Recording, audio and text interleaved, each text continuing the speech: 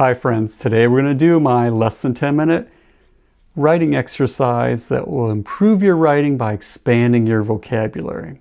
I've selected 3 words for us to play around with. We're going to use each one of these words in a sentence so that we can become more comfortable with them. By putting them into context, we can better understand these words. I will give you general definitions for the 3 words. But I've also included links below to Merriam-Webster's website where you can find the formal definitions along with the pronunciations. Today's 3 words are vagrant, zaftig, and artsy. Vagrant, zaftig, and artsy. Let's use each one of these words in a sentence and see what we come up with and just kind of have a little fun with our writing. Starting with vagrant. And vagrant can either be a noun, a word that represents a person, place, or a thing, or it can be an adjective, a word that describes.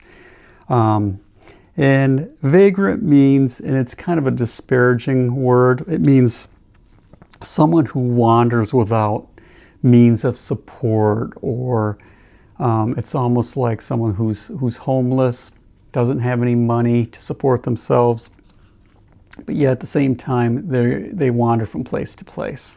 That's what's considered a vagrant.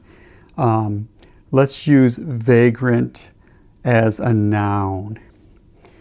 The new mayor unwittingly showed his distaste for the homeless by referring to them as vagrants. So he used this in a very kind of mean-spirited way by referring to the homeless as vagrants. People that wander, that are unsupported, but yet, like I mentioned before, being homeless doesn't mean you're wandering from place to place. It just means you're without means to support yourself. Let's use vagrant as an adjective. A vagrant stench wafted through the park. So we're using it as an adjective to describe the type of stench that was wafting through this park. Let's move on to zaftig. And zaftig is just an adjective, a word that describes, and it means having a full round figure. All right. The zaftig figures in Fernando Botero's artwork also have childlike faces. So if you're familiar with Botero's artwork, he paints, and he also he sculpts too. So he makes these sculptures and these very rounded figures, but they got these childlike faces. Very interesting artwork. If you're unfamiliar with Botero's artwork, check it out. It's a lot of fun to look at. Zaftig figures, round, full figures, describing the type of figures in his artwork. Let's move on to artsy. And artsy is just an adjective, a word that describes, and it means displaying or having artistic talent. All right. She found his artsy personality endearing.